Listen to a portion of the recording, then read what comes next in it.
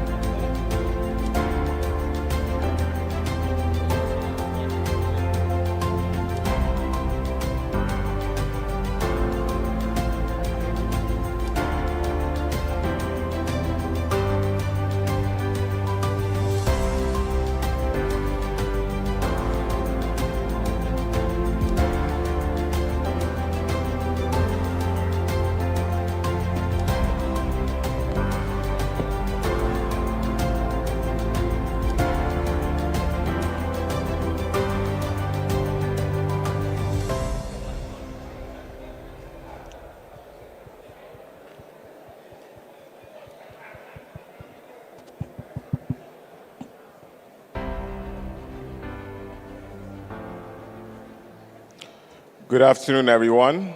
Good afternoon. Can we please be seated for the closing plenary?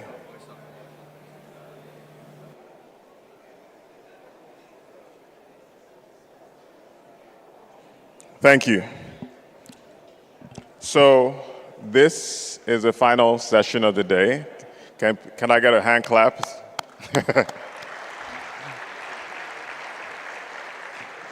Thank you for sticking for the last 3 days at the CCA US-Africa Business Summit.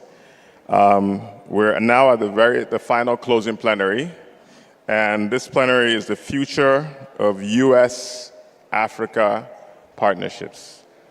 I am going to invite to the stage our moderator, Mrs. Nana Frimpong, a partner at DLA Piper. Can we please give her a round of applause as she comes to the stage? She's going to do the introductions of all the rest of the panelists, but I would like to call all the panelists, if they can you please come on the stage? And let's give them a round of applause as they make their way to the stage.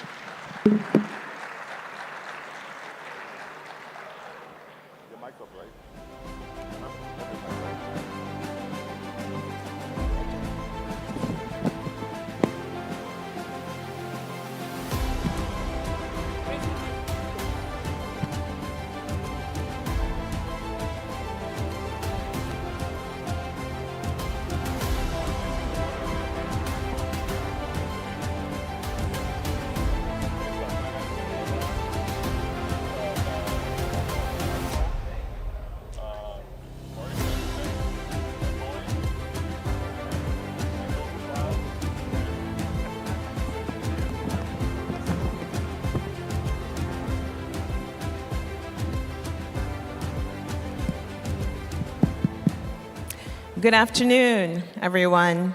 Welcome to the closing plenary. Thank you so much for joining us. The title of this closing plenary, as you heard, is The Future of US-Africa Partnerships. Now, this is reflective of themes you've been hearing throughout the entire conference. The conference's title has been Pathways to Prosperity. What are new ways that we can be envisioning the partnerships going forward between US and Africa?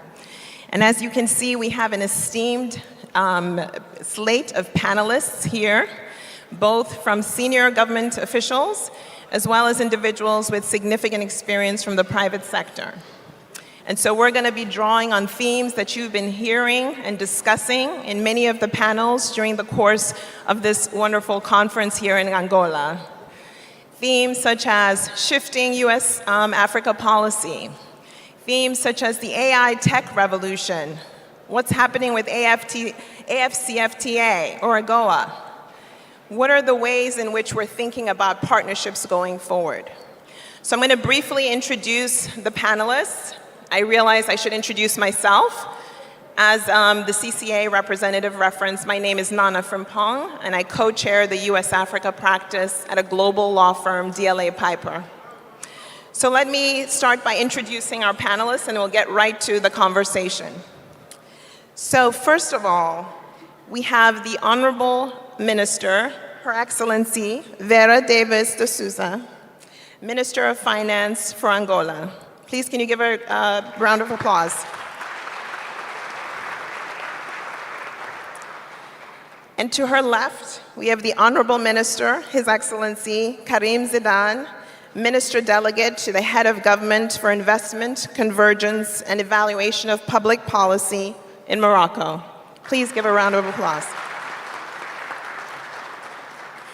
And to his left, we have the Honorable Saeed Mohammed Amir Mia, Minister of Industry, SMEs, and Cooperatives from Mauritius.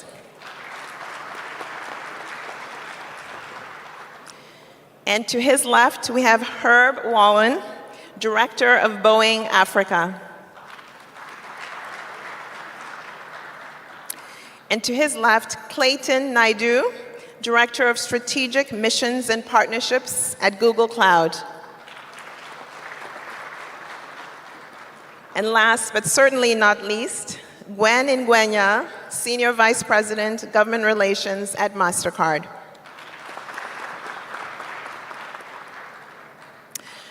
So let's start off, ladies and gentlemen, with our first theme. You know, on the one hand, there has been the threat to close, and we'll be honest here, dozens of US embassies in Africa, a bar to travel from dozens of African countries, imposition of punishing tariffs, and dismantling of the foreign aid infrastructure has outsized impact, as we all know, on Africa. Notwithstanding, the administration's focus on areas such as critical minerals, deep water ports, points to new opportunities for partnership with Africa. So, Honorable Minister, if I could start with you.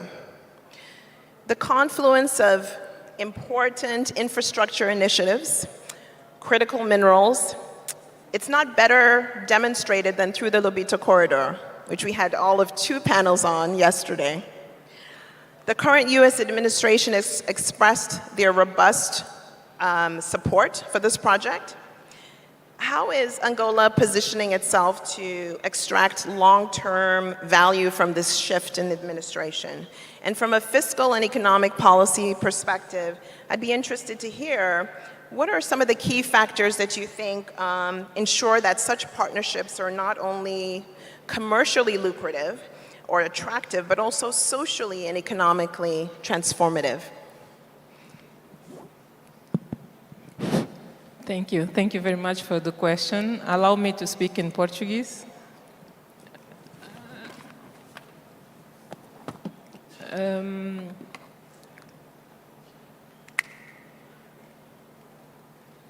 Thank you. Antes de mais, agradecemos naturalmente pelo convite e pela oportunidade de cá estar e, sobretudo, pelo interesse demonstrado nesses dias de trabalho e de partilha. Entendemos nós que o corredor do Lobito, o projeto e todas as iniciativas em torno dele representam uma oportunidade única de repensarmos a forma como as infraestruturas são financiadas.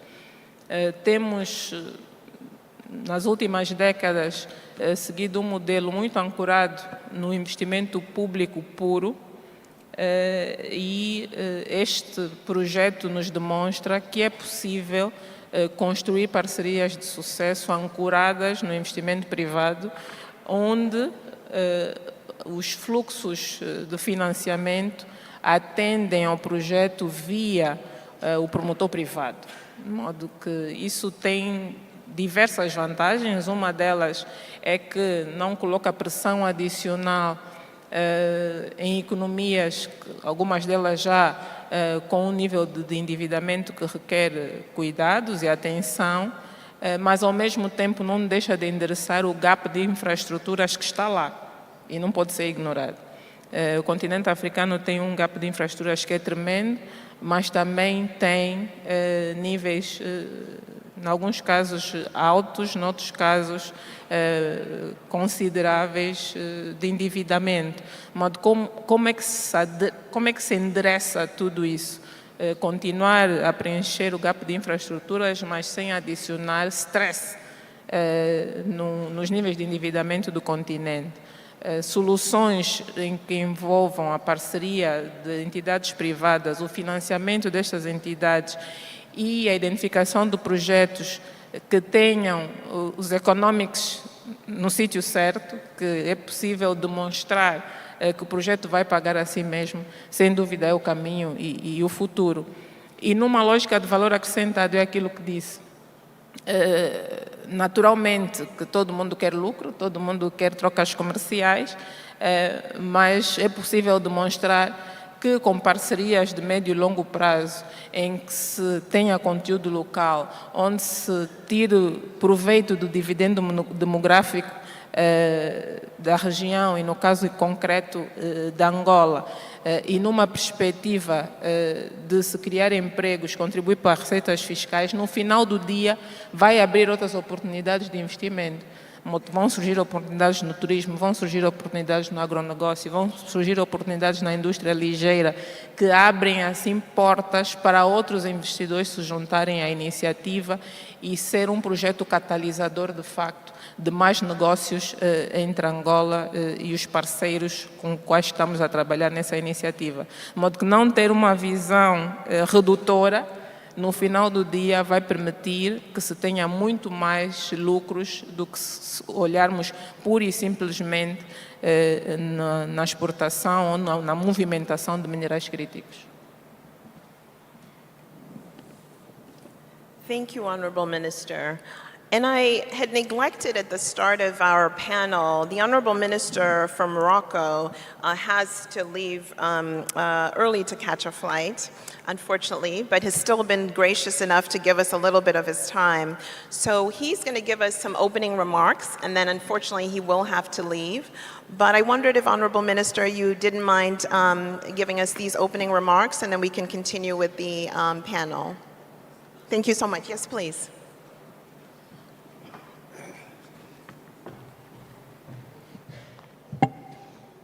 I apologize for taking part like this. Our flight is in right 50 minutes from now. So I try to be quick.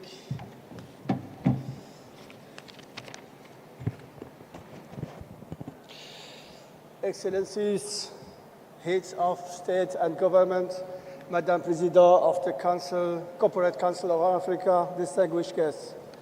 Allow me first to express the Kingdom of Morocco's deep gratitude to the authorities of the Republic of Angola for their fraternal welcome, and to the Corporate Council on Africa for hosting this summit at a pivotal moment in the evolution of the Afro-American partnership. I would also like to commend the continued commitment of the United States of America to advancing structured and meaningful economic dialogue with the African continent. Africa is not a land of waiting, but a land of action, a continent of conviction, not of contingency. It is this Africa in which the Kingdom of Morocco believes, under the leadership of His Majesty the King Mohammed VI, may God assist him. An Africa that is sovereign, self-reliant, and capable of turning its challenges into engines of integration, stability, and shared growth. This clear and consistent royal vision is embodied in a number of major initiatives, three of which deserve particular mention. The Atlantic Initiative, which aims to grant landlocked Sahel countries strategic access to the Atlantic Ocean. The Morocco-Nigeria gas pipeline, a project over 5,600 kilometers long, crossing 13 countries and intended to serve more than 400 million people. A continental infrastructure that supports energy sovereignty and regional interconnection.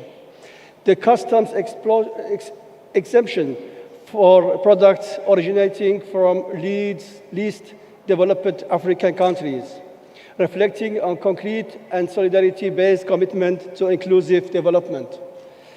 These initiatives are complemented by the growing involvement of Moroccan institutions, public and private, now present in more than 40 countries, African countries, across strategic sectors such as finance, telecommunications, infrastructure, agriculture, and renewable energy. In this dynamic, the Kingdom stands fully ready to strengthen triangular Morocco-United States-Africa cooperation. Based on over 50 bilateral investment agreements, its free trade agreement with the United States, and its geostrategic position at the crossroad of three continents. Excellencies, ladies and gentlemen, the world is undergoing profound transitions. Our era calls for partnerships of transformation, not of transaction. Our continent seeks neither assistance nor special treatment.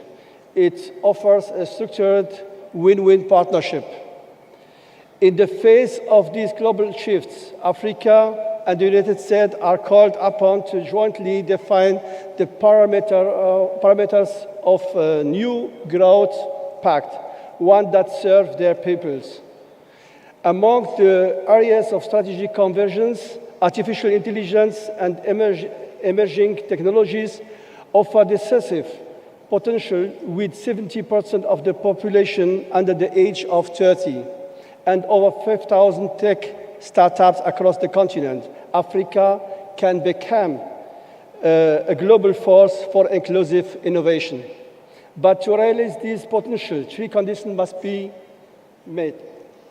Train more than 230 million young Africans in digital skills by 2030.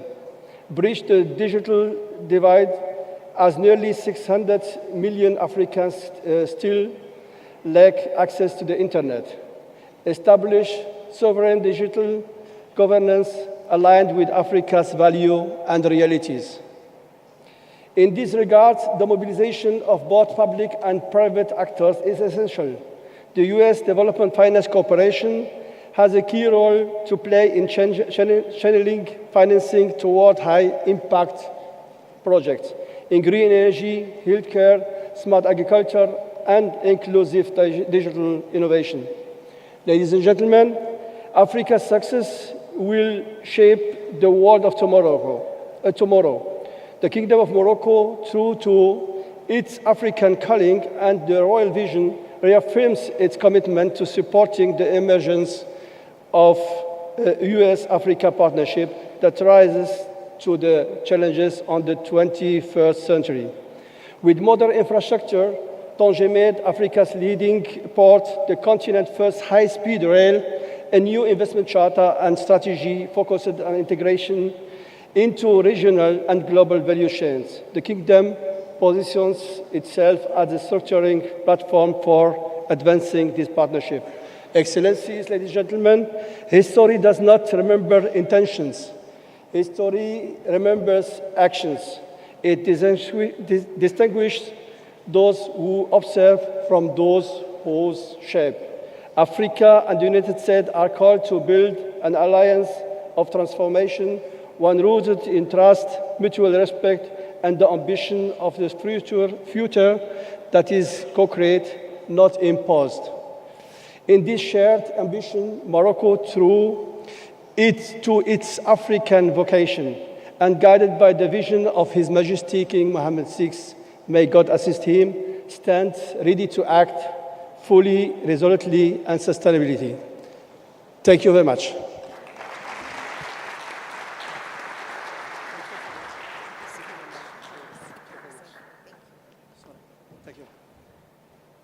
Thank you to the Honorable Minister for those remarks. So let's continue with our panel.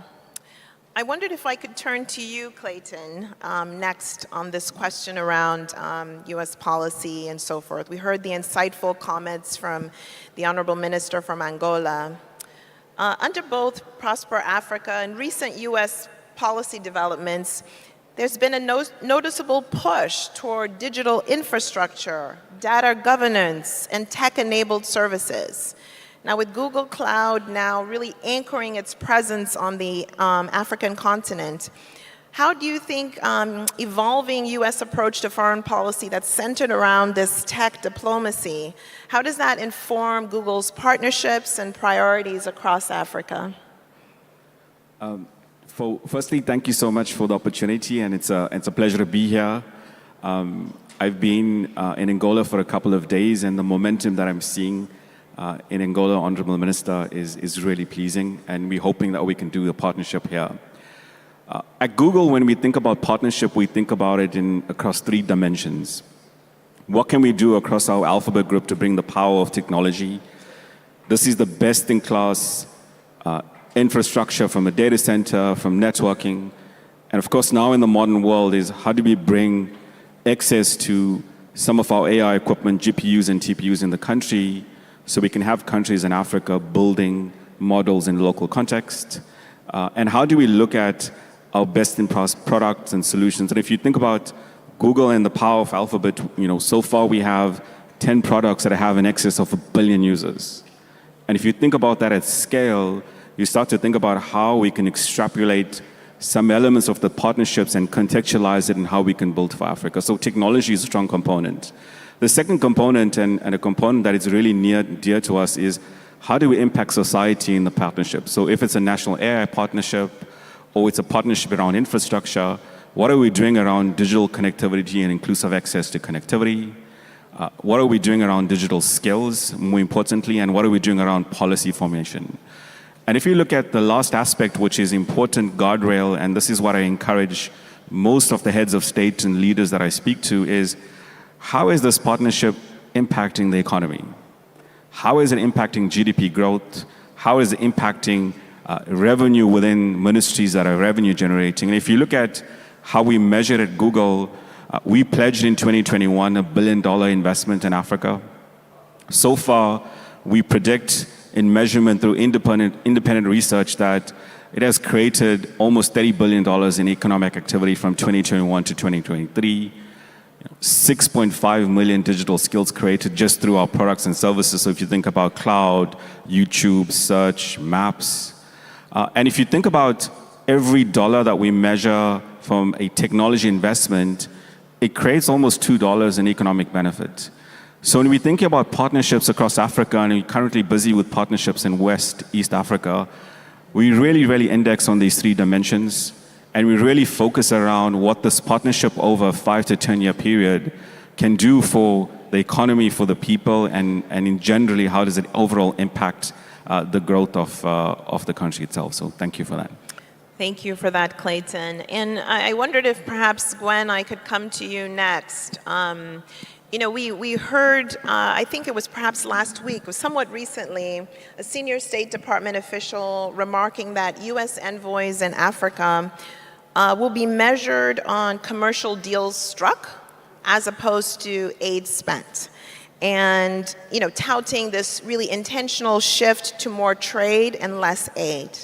So in this environment where there's renewed effort to ensure that American companies are really playing in key strategic sectors such as finance, tech, we've just heard from Clayton on the tech side and the investments that Google Cloud has made, logistics, what opportunities do you think are available for the private sector in this new environment? And I should add, MasterCard has been such a major player in the U.S.-Africa engagement broadly around digital public infrastructure, SME empowerment. So just interested in sort of in this new policy environment, does this amplify your work? Do you see any risks that you would share with us?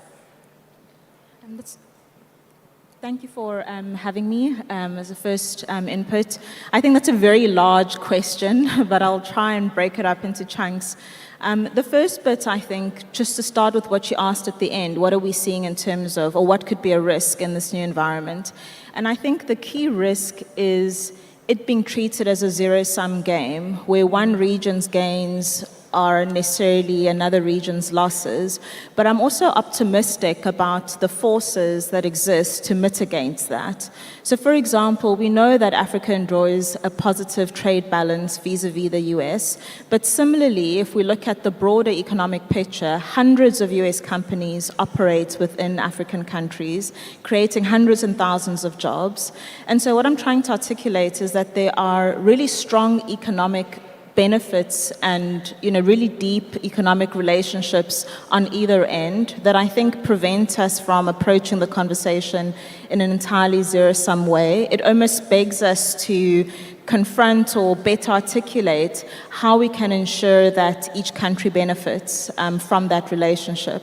And I think the key question of how are our people benefiting from the relationship is a question that it seems that now some more developed countries are asking, but it's a question that I think many African countries have been asking for a long time. So they've always been asking, if you operate in our country, how is our population benefiting? How can we also reap the benefits?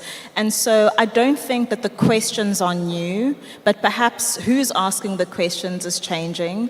But the opportunity there for the business community is for us to really lean in because what I think it signals is an increase in commercial diplomacy, where the needs as well of businesses in the country's effort to articulate how it benefits from the economic relationship. They're looking for businesses to say, this is what we're getting out of it, but also this is what we need to be able to operate effectively. And what I've sensed this whole week is a significant amount of good faith in that regard. Almost every conversation has been geared around articulating that countries are open for business. They do want to invite increased investment, and they are available to address the challenges that businesses might face. And so to end with the other aspect around digital public infrastructure, I think this might become almost a use case or a scenario in which we are seeing these conversations play out, because I think DPI, what it does is articulate increased ambitions, especially in the global south, to develop digital public infrastructure and to make sure that countries have the key capabilities to ensure secure and interoperable and really at scale digital infrastructure for its people. The question on the private sector end is, we've already been developing much of this technology and these tools for a long time. So where do we as the private sector fit in within these national ambitions for DPI? And so we have these questions, but I think there's a lot of room to work together in how they're articulated. And so I'm quite optimistic that the questions aren't problematic. It just requires real platforms and engagement to really articulate how public-private partnership can work. Maybe to end off by saying it's a way of moving past a principles discussion on public-private partnerships and starting to really engage on what are the best models that we can implement to really work effectively in areas where there is a new government ambition but existing private sector capabilities, and how do we work together to make that work? Thank you for that, Gwen. And I think it's a great segue, because I wanted to talk with you about the aviation sector. And I heard on one of the libido corridors yesterday a reference to the fact that it was easier to fly in 7 hours from Lisbon than within the African continent, where it took maybe 17 hours. This is a question that I think we've all been asking for many years. Any Africophile would know that travel in and around the continent, by air in particular, is challenging. There's a burgeoning middle class on the African continent. Boeing, I know, has signed strategic MOUs with multiple African governments: Nigeria, Angola, UNTAG, Ethiopia's historic 777X. 76,000 aviation professionals, as we understand, in the next 2 years is what's forecasted as being needed. It's also a signature sector, we understand, for the Trump administration's push to reassert U.S. industrial leadership abroad. So I guess the question for you, sort of piggying back on what Gwen shared with us about what is the question, as Boeing is leading this commercial engagement in Africa, how are you seeing this policy shift toward sort of bilateral infrastructure-heavy investment translate into tangible opportunities for private-public sector engagement? Thank you. Thank you for having me on the panel. I appreciate the very long question.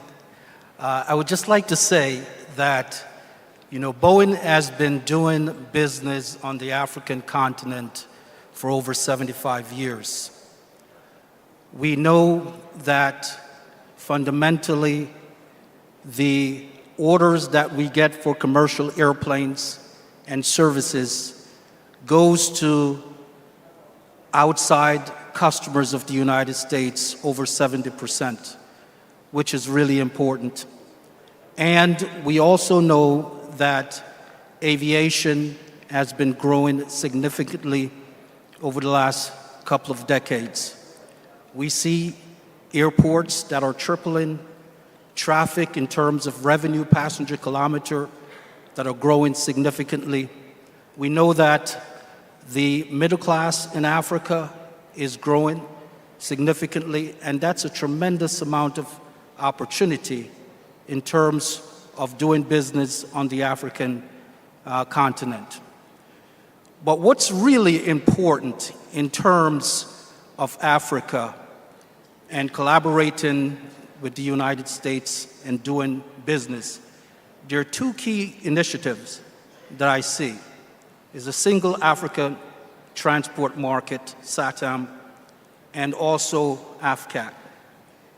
If you look at those two initiatives and you look at saying a borderless Africa, doing trades, I would say many airlines operating in Africa today and the ones that will be operating in the future, they should line up and try to get their Category 1 status and linking up with the United States, largest economy, in doing business.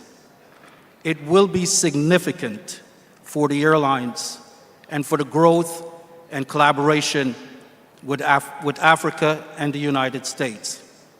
In addition to that, we know aviation is not easy. It's very difficult. And in order to do aviation, especially in Africa, there's a lot of collaboration that needs to be done. There's collaboration across the airlines, with the OEMs, with government sectors, with private businesses. There is tremendous amount of working together to ensure you have the right infrastructure to support aviation, airlines, so that they're not failing and they can continue to operate. Thank you. Thank you, Herb. And I think you all are really signaling where it is I was hoping to take the panel. And I wanted to turn now to the Honorable Minister, specifically to talk about trade. AFCFTA, you talk about this, collaboration and the importance of it between countries, so the intra-Africa cooperation. And obviously this ability to create this economic muscle and leverage this for the Africa trading bloc is important. But this is all the more important as we all know that AGOA may not be renewed. And there's concerns around that. So I wonder if the Honorable Minister from Mauritius, where AGOA has been a game changer for Mauritius, as with many African countries. But in recent years, there's been discussion that perhaps Mauritius was reaching the threshold where there was no longer going to be eligibility. Now, obviously, there's the risk of what it means that AGOA may, in fact, not be renewed, as I referenced. And this imposition of 40% tariffs on your small island nation. So what opportunities do you see, Honorable Minister, for creating partnerships with the U.S. government and with the private sector in this environment? And what ways do you think AFCFTA provides some opportunities, notwithstanding this changing trade landscape? Yes, thank you for your questions. Indeed, since its enactment, the AGOA has been a cornerstone of the U.S. and Africa trade relationship.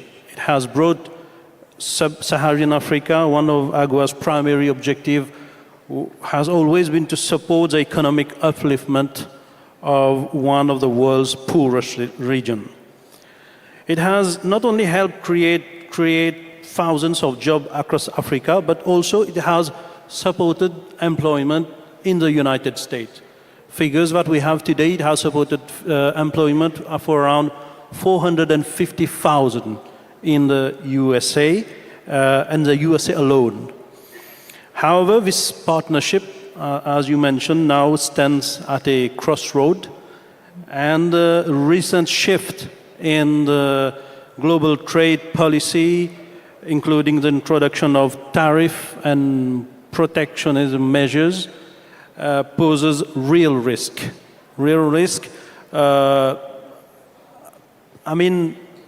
This development could erode the competitiveness of African exports in the US and stall momentum built over the past 2 decades.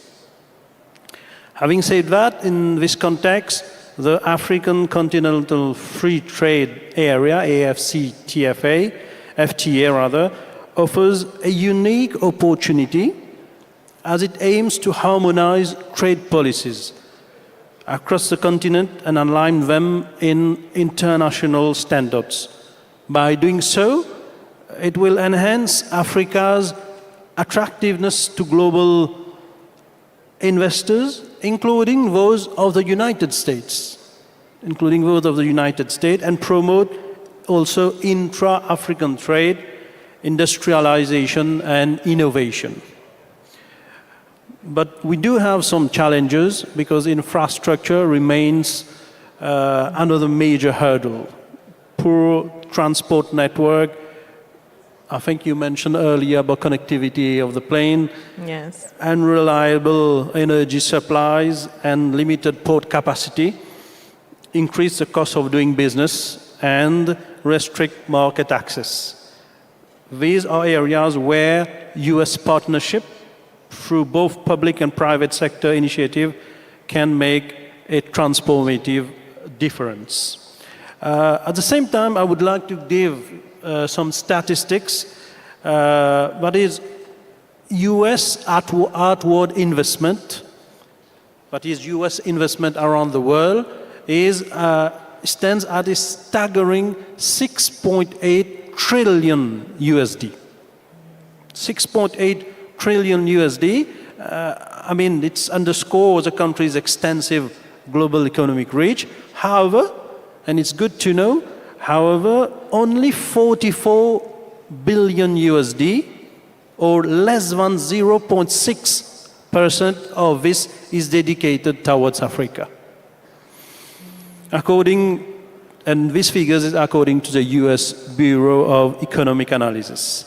I mean, this stark imbalance highlights a significant underinvestment in a continent rich with potential.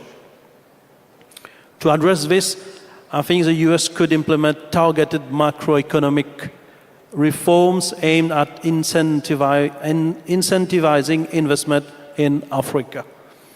And also, we see this as an opportunity to urge the United States to consider financial incentives such as tax relief, grants, and access to affordable financing for companies investing in Africa, simplifying regulatory procedures in collaboration with African government will also help ease entry and encourage long-term commitment.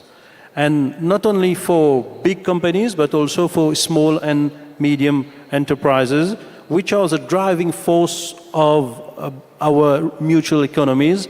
And also, as you are aware, SMEs, we employ a lot of women. As I mentioned in a roundtable earlier, SMEs are the backbone of the economy. In many countries around the world, it employs more than 50% of the workforce.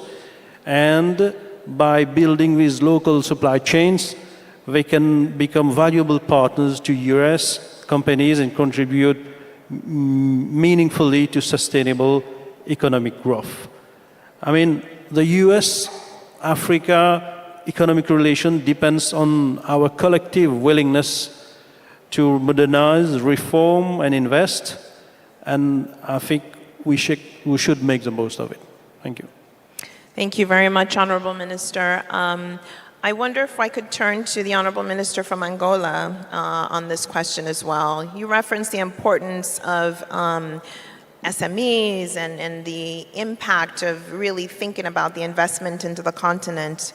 There's really also the issue of export diversification opportunities and this sort of crossroads between AFCFTA and AGOA.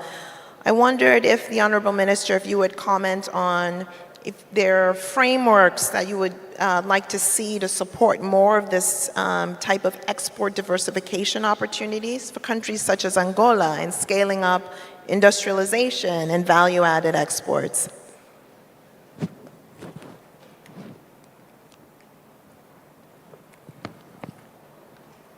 Thank you. Eu penso que o ponto de partida tem que ser recalibrar as parcerias numa perspectiva de motivar o investimento efetivo, não é? e juntos fazermos o caminho que possa ser conducente à concretização desse investimento. O que é necessário fazer? Façamos juntos para que o investimento aconteça. As parcerias têm sido muito ancoradas ou no mecanismo de doação ou no mecanismo de financiamento ao Estado. Temos que ver o que é necessário fazermos juntos para ir para além disso. Não que devamos desistir dessas duas variáveis, mas tornar as parcerias mais ricas e concentrar-nos num espectro maior de colaboração.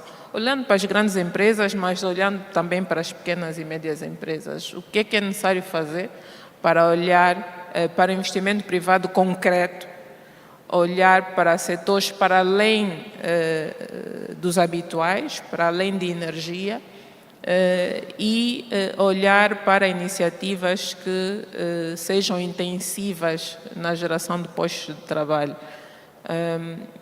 O que é que precisamos de melhorar no quadro legal? O que é que precisamos de melhorar no enforcement do quadro legal que tenhamos? O que é que precisamos melhorar no funcionamento da administração pública?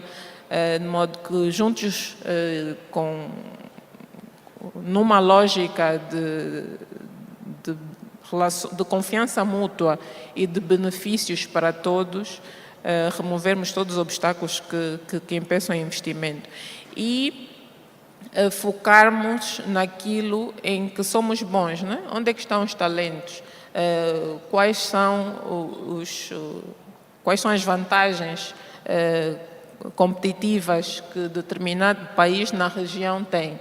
E como é que se alavanca isto, né?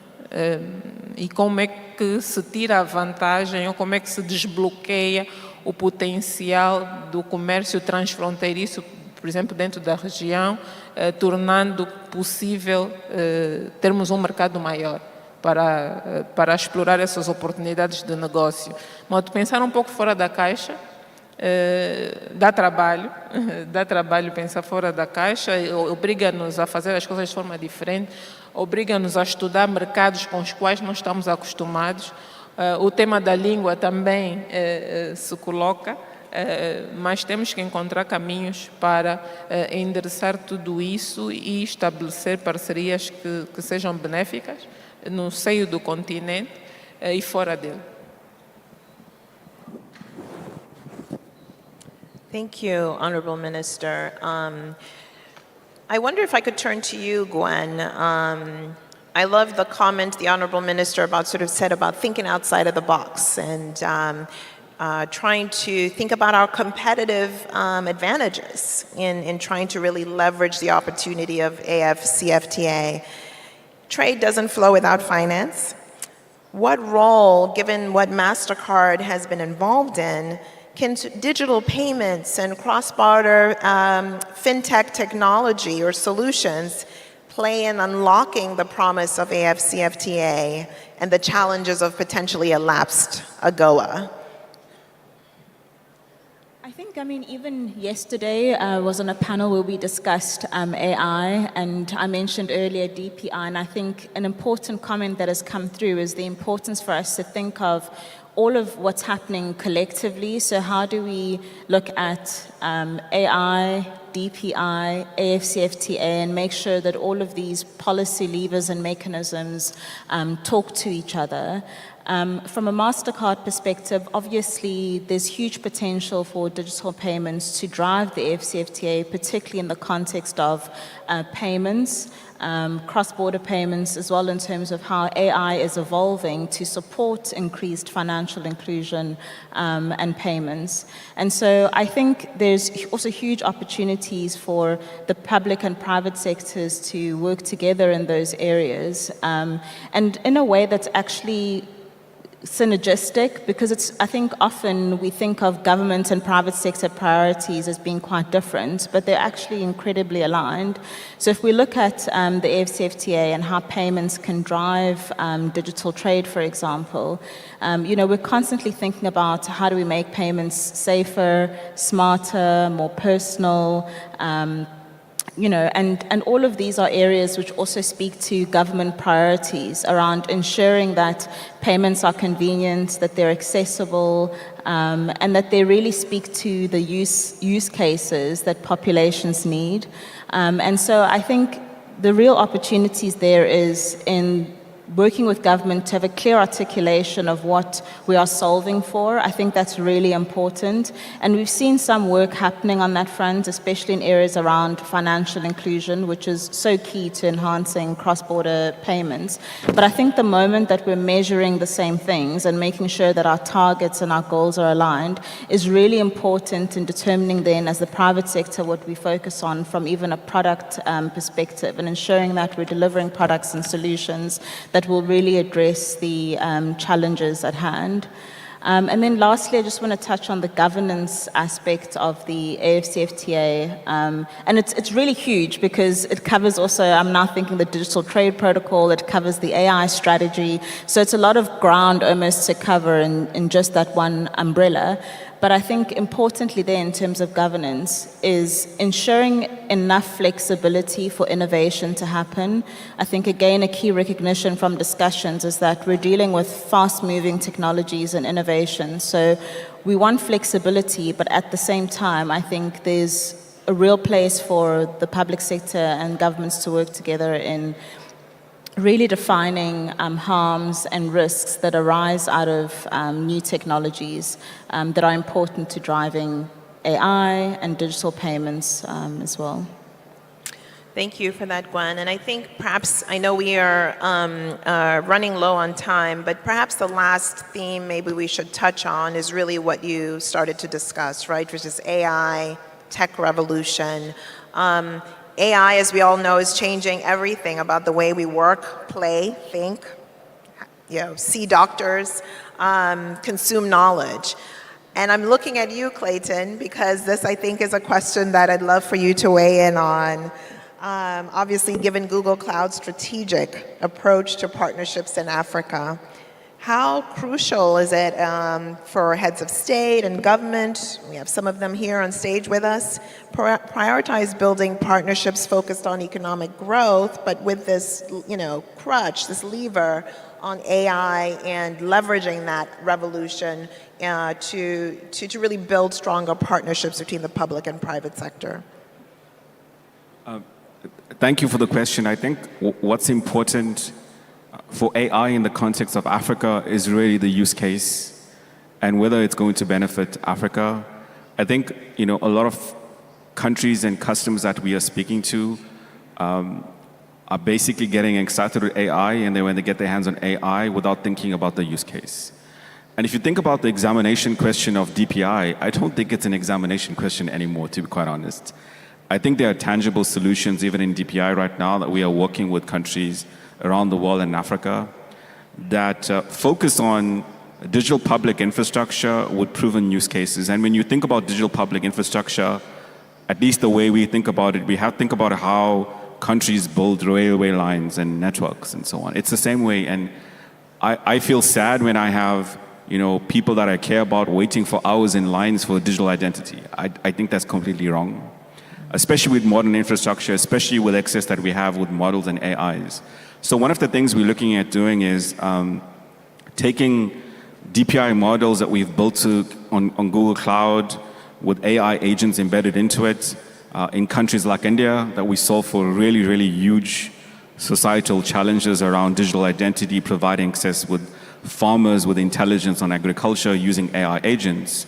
And how do we package that and bring some of those models into Africa? And those are the discussions that's happening right now, is build the digital rails with unified payment infrastructure on the basis of digital identity, and then create the vertical use cases around education, healthcare, agriculture, and ensure that we are embedding AI into the use cases so Africa can benefit from economically, And I think it's proven, right? It has the ability to completely reduce technology debt, huge infrastructure debt. It's proven that it removes some corruption in the system, especially if you go into digital public infrastructure rails and use it the right way. So we are excited about that topic, and I think we are pretty active in working with countries on DPI and AI agents built into it. Thank you.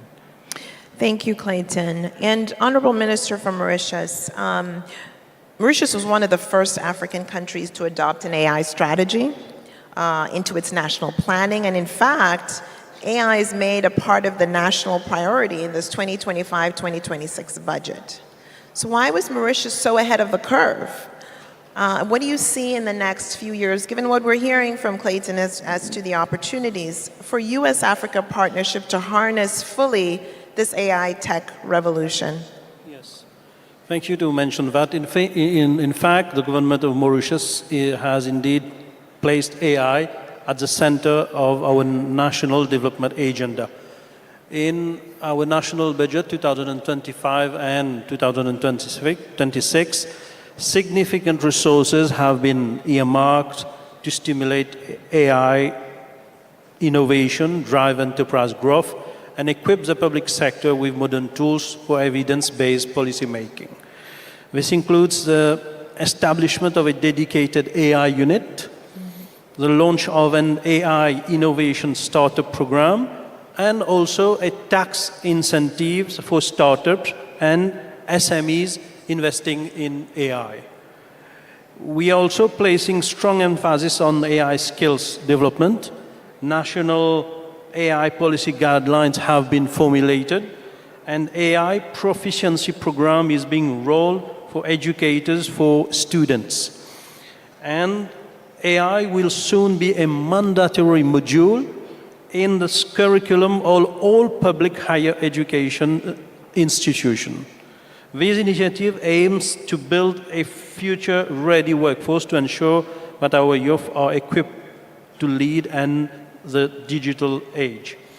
But having said that, at the same time, to ensure public trust and safeguard our digital systems, Mauritius has introduced strong legislative framework. What does that mean? We have the Cybersecurity and Cybercrime Act in 2021, which serves as a cornerstone for our cybersecurity strategy, supported by dedicated institutions like the National Cybercrime Security Committee and the Cybercrime Unit.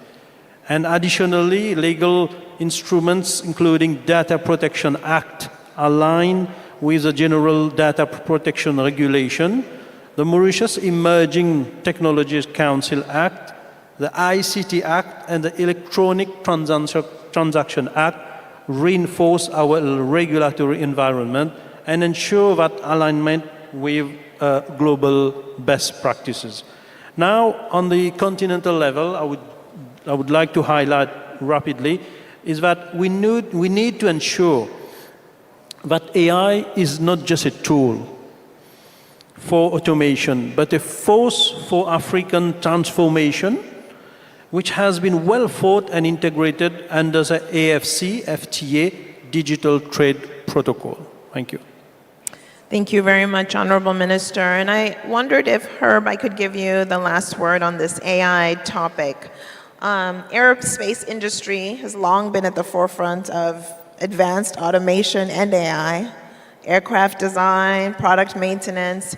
How's Boeing thinking about partnering with public and private sector on this sort of technology transfer, skills development, and some of the human capital investment that we were hearing about from the Honorable Minister when we talked about the AFC-FTA and trade investment to help local workforces integrate into the global aviation supply chain? Yes, thank you. Now, when you think about AI and aviation, I like to think about it from the perspective of digital infrastructure in terms of all of the data that is coming off of our airplane, which is being monitored by our engine manufacturers, which is being monitored by us through airplane health management to determine predictive maintenance on airplanes. These things are very important, but I take it another step further, is in terms of capability development with our customers, our airline customers across Africa, in terms of how we work with them and help them in terms of the maintenance and repair of our airplanes. The digital technology is so important that airplanes are talking to the back offices. Configuration controls on airplanes are constantly done through digital technology. We are controlling the configuration of airplane from the home base, not necessarily at the airline. So it is very important that individuals, African airlines understand digital infrastructure, and you create a mass of individuals who are on the continent doing these things, and they are not being taken to other countries, and they're being here on the continent working in these technologies. Thank you. Thank you, Herb. And I'm just looking to see if we're okay from the CCA team to ask one or two other additional questions. One, I'm told. All right. Well, I wondered if I actually would give the last word to you, Honorable Minister. We are, of course, in the beautiful country of Angola, so I think it's quite fitting. We're discussing AI and automation, and they're beginning to shape government decision-making, including tax administration, financial regulation, public service delivery. And I wondered, as a government, how are you planning on balancing this innovation with the need to protect, we heard some of this from Gwen earlier, employment and ensure inclusive capacity, data privacy. What are the efforts from sort of a regulatory perspective to encourage the proliferation and integration of AI and tech safely? Thank you. I need to be very wise answering this because we have our Minister of Telecommunications in the room. But I will do my best. Nós temos procurado buscar equilíbrios, né? De modo que temos a vantagem de ter uma população jovem, o que torna o processo mais fácil, porque há apetite natural para o digital e há apetite natural por conhecimento sobre essas matérias. De modo que o processo de fazer a transição exige recursos, naturalmente, exige tempo, mas do ponto de vista de ânimo e motivação por parte de quem tem responsabilidades na máquina pública para fazer essa transição está lá. De modo que sentimos as equipas e tenho que falar particularmente do Ministério das Finanças e da Administração Geral Tributária, onde esse processo ganha ritmo, as equipas motivadas para trabalhar nesses domínios. Temos iniciativas concretas e, como referi, trabalhamos muito alinhados às diretrizes que são definidas pelo Governo e em particular, sob proposta do Ministério das Telecomunicações, e o que temos procurado fazer é ir implementando à medida que vamos tendo as equipas prontas para fazerem parte do processo, né? We should not leave anyone behind, né? Então, temos que ter as equipas a bordo, muita formação, muita atualização e recalibrar processos. Se antes, por exemplo, fiscalizávamos os contribuintes de uma forma, agora estamos a procurar calibrar os nossos processos para fiscalizar de outra, onde a inteligência artificial nos ajuda a identificar tendências e apenas fazer visitas on-site quando é efetivamente necessário, com base na análise de dados que as soluções de inteligência artificial que estão disponíveis nos permitem. Mesmo na gestão da dívida e na gestão de riscos também temos procurado otimizar a análise de dados com base nas soluções que temos disponíveis para reduzir o trabalho manual e o número de horas que desnecessariamente as equipas dedicavam. De modo que é possível otimizar os recursos que temos, reafetando-os para outras tarefas, quando determinadas tarefas que eram feitas por pessoas, eram feitas em planilha de Excel, deixam de ser necessárias de serem feitas dessa forma. De modo que o engenho está e estará sempre em identificar talentos, em sermos criativos e tiramos o melhor partido das equipas, movimentando-as para permitir que a transição digital aconteça, para permitir que consigamos tirar partido do melhor que a tecnologia nos oferece, mas ao mesmo tempo assegurarmos que as pessoas que temos conosco continuam a servir, continuam a entregar e possam ser desafiadas para prestar o seu contributo de uma forma diferente. E temos casos em que as pessoas até motivam-se porque descobrem que aquilo que faziam, afinal, não é tão interessante quanto aquilo que estão a fazer agora.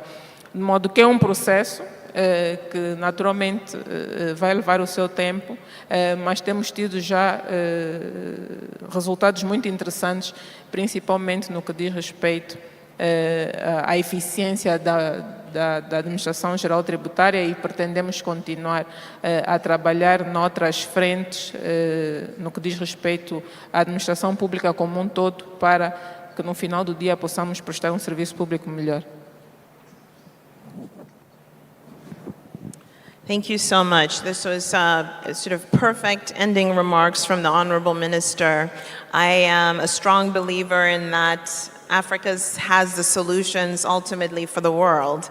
And so being on the ground and trying to ascertain the best ways to engage AI in something as mundane and challenging as tax administration can yield learnings that can be extrapolated to the world. We saw this all in the mobile revolution, where the scarcity of a lack of infrastructure on the African continent breeded opportunity and bred innovation and led to what now really the world has exported in terms of where we leapfrogged in mobile technology. And so I think, just to conclude this wonderful panel, the comments that Gwen made about sort of what are the questions we're asking. This is a time to, as the Honorable Minister mentioned, to think outside of the box. It may be a challenging time, whether for geopolitical reasons, whatever else may be happening within your local community, but it is sometimes the old adage, necessity is the mother of invention, and out of scarcity, we can still create something innovative, beautiful, and sustainable. So please join me, in welcoming and thanking our panelists for a really wonderful and robust discussion. Thank you.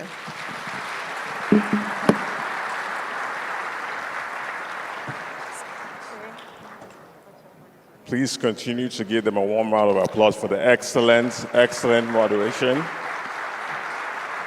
These are all our leaders at the forefront of the U.S.-Africa partnerships. Thank you so much to our moderator, all our panelists, for all your wise counsel, your leadership, and also making things happen. So I think now we'll do the group photo.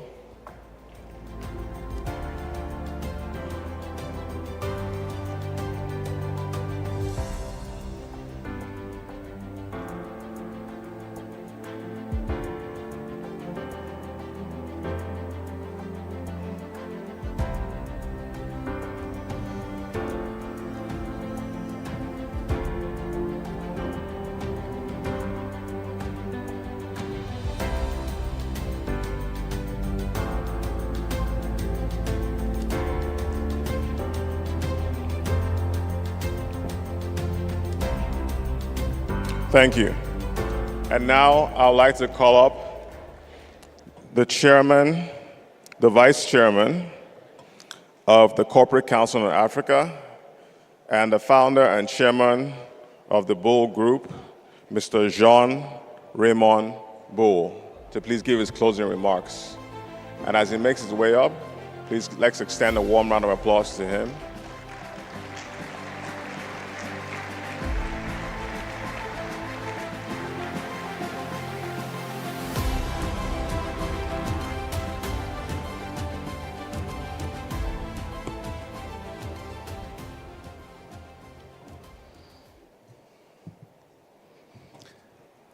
Ladies and gentlemen, good afternoon. All protocols observed. It's unfortunately a sad moment. It's time to go home, and here in Luanda in June 2025, it feels like the end of a great get-together. But I have good news. It won't end with new connections made and all ones reaffirmed. Our bonds are strong. Of course, the closing ceremony makes us all reflect.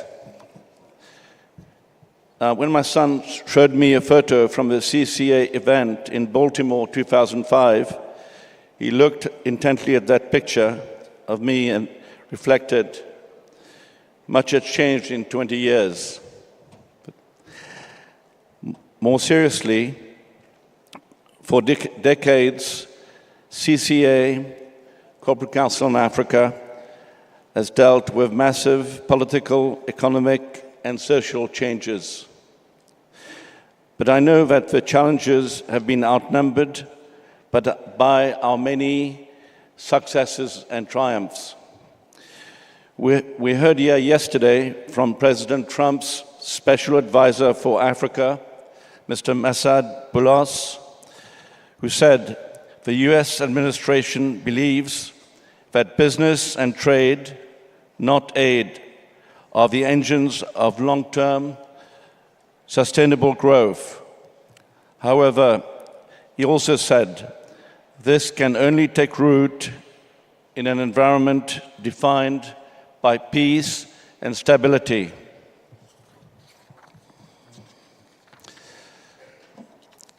As a Mauritian and an African, I know that approach has helped develop trade between Africa and the US as we all work towards a safe and stable future.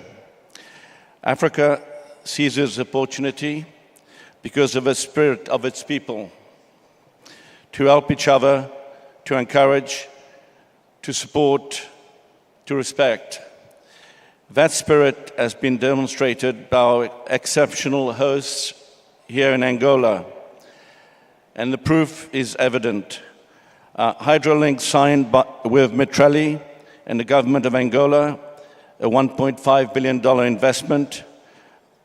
Mitrelli and the Angolan Fundo Soberano signed another $1 billion on activities alongside the Lobito Corridor.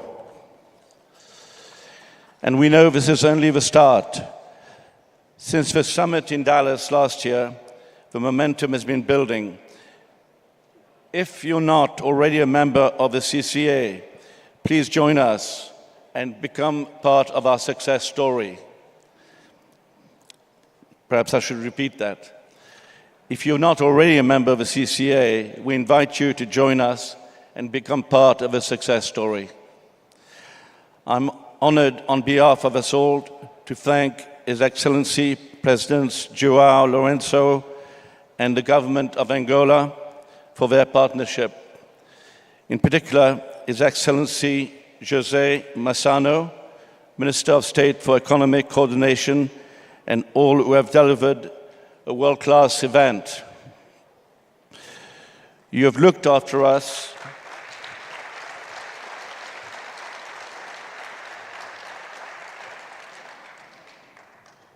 You've looked after us all with warmth and professionalism, with humanity and pride. Thank you again. I also thank the 2,791 attendees at the summit. You are record breakers.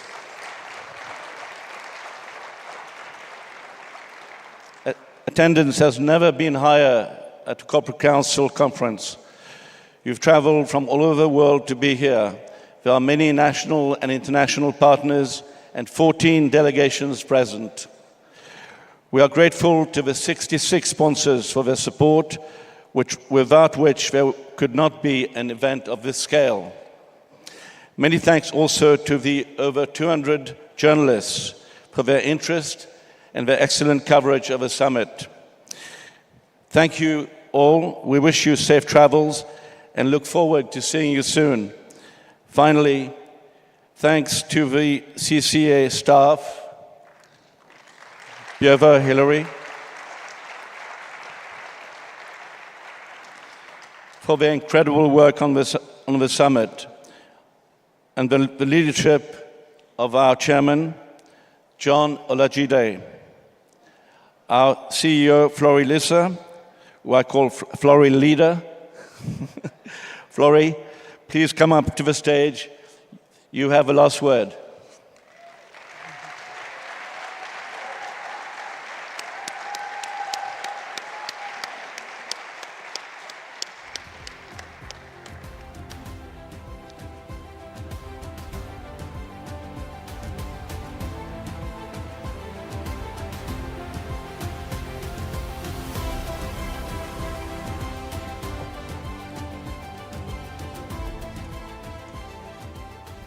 Well, I am just overwhelmed personally and honored to be able to give some last few remarks before inviting Minister Massano to come up and close us out. But you know, the theme of our summit has focused on the vision and the partnership between the United States and the nations of Africa. And I just want to say that without the partnership and the vision of so many whom I'll mention now, we would not be able to be here. So let me start, first of all, with focusing on the vision and the partnership graciously offered to us by His Excellency President João Lourenço and all of the government of Angola, Minister of State Jose Massano, my brother. We've been on WhatsApp the whole time for the last, 6 months. To Minister Rui and all the ministers across the government of the Republic of Angola, we thank you for your vision and for your partnership. I want to also thank the vision and the leadership of the Corporate Council on Africa Board. I call them my board. Chair John Olajide, I could not thank him enough. Vice Chair Jean-Ramon Boule, thank you so much. And to all the board members who have been here from Corporate Council on Africa, thank you. Your leadership and your vision is so important. I want to also extend to the CCA members. You are incredible. You represent all of the major companies and sectors across the United States and Africa.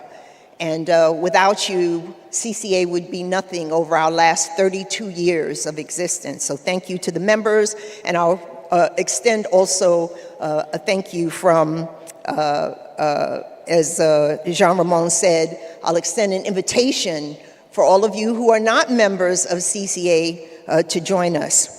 I want to extend also a thank you to the U.S. delegation, ably led by Ambassador Troy Futrell, the senior person coming from the U.S. government, the lead of our delegation, and for your very inspiring words during the opening ceremony. Also, thanks to Noah, who is our chargé at the embassy, and to all your team. We could not have done it without you as well. To our sponsors, again, a very, very special thank you to you. We couldn't do it without you. And I just want to make very clear that we have, I think, maybe 3 or 4 Angolan members of CCA, 4 companies that are members of CCA. But we had so many Angolan companies that sponsored and supported us here. And let's give them a round of applause. to the private sector, the businesses represented here, the entrepreneurs, the people who are really making the connection and the vision that government has, turn it into reality and really do something here on the continent that benefits the people of both the United States and African nations. Thank you for all that you're doing, your trade, your investment, the deals that you've signed and are signing. We thank you for that vision and for that, that strong support for the economic partnership that the United States has with the nations of Africa. And last but not least, I absolutely have to thank my incredible team from the Corporate Council on Africa. All of you that are here, please stand. They're all over the place, but please stand. Stand. Thank you so much.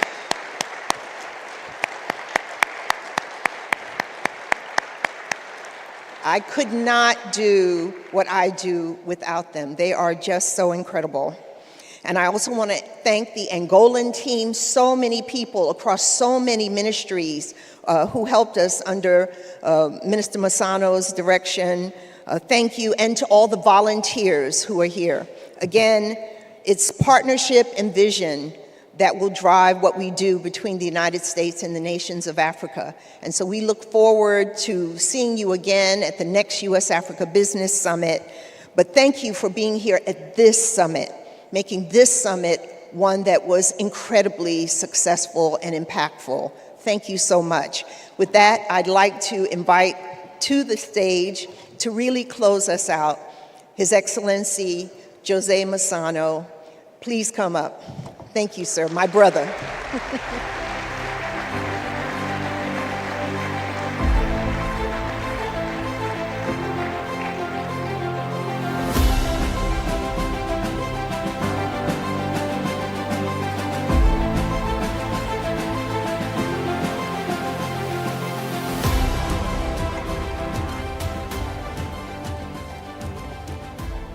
Well, we have had a fantastic day here in Luanda. Thank you so much for coming. It's been truly fantastic. We are delighted to host you here.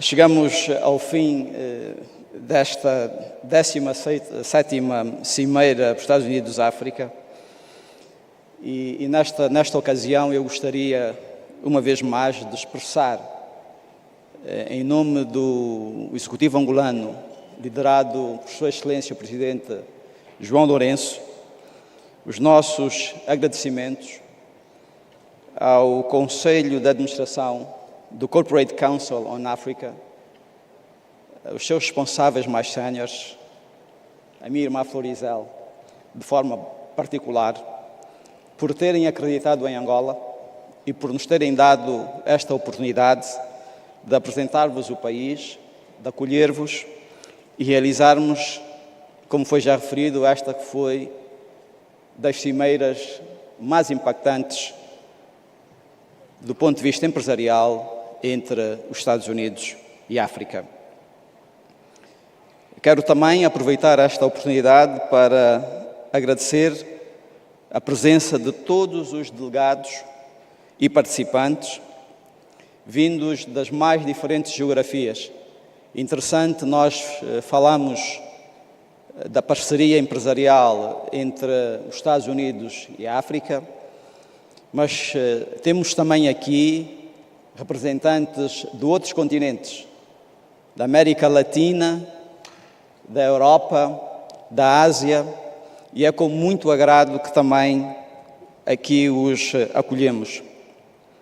O nosso reconhecimento porque permitiram-nos partilhar ideias e estabelecer pontes para continuarmos a construir um futuro para os nossos países.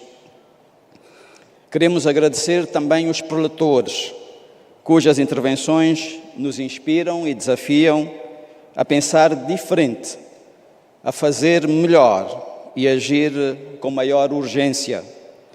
A vossa experiência e conhecimento foram, sem dúvidas, dos pontos mais altos destes 3 dias. Também dirijo um agradecimento especial aos nossos patrocinadores e parceiros empresariais, sem os quais também não seria possível realizarmos este evento. Reconhecemos o vosso compromisso com o continente africano e com a promoção de oportunidades que geram valor partilhado. Aos prestadores de serviço, técnicos, logísticos, tradutores, pessoal de apoio, agentes de cultura e turismo, órgãos de defesa e segurança, o corpo clínico, o nosso muito obrigado por assegurarem com eficácia o bom decurso de cada momento desta cimeira. Quero também deixar uma palavra de apreço aos órgãos de comunicação social, nacionais e estrangeiros, pela cobertura desta cimeira, permitindo ampliar a mensagem de partilha de oportunidades e de mobilização contínua para os desafios de desenvolvimento da parceria económica entre os Estados Unidos e a África. Por fim, gostaria de, aos meus colegas, membros da Comissão Interministerial, criada especificamente para a preparação deste evento, expressar aqui o meu mais profundo agradecimento. Muitos de vós, sem qualquer exposição, atrás das câmaras, mas sempre em cima dos acontecimentos, permitiram, na verdade, que pudéssemos chegar aqui com este sentido de satisfação. Em nome de todos os angolanos, o nosso muito obrigado.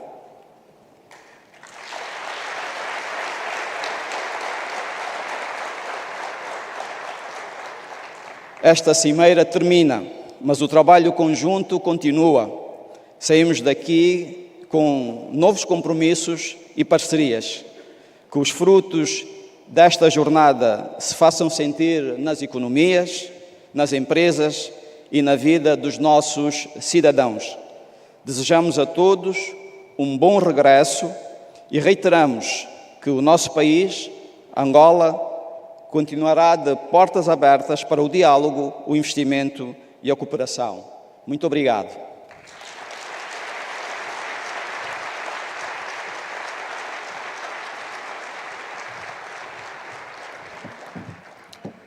Thank you, Honourable Minister. Thank you so much for your warm remarks. Thank you to Flory, thank you to Jean Bull for all your closing remarks. At this very venture, lunch is served. So I'd like to encourage everyone to make your way over to the tents and to please have lunch. And once again, thank you so much for being part of this US-Africa Business Summit in 2025. And enjoy your lunch. Thank you.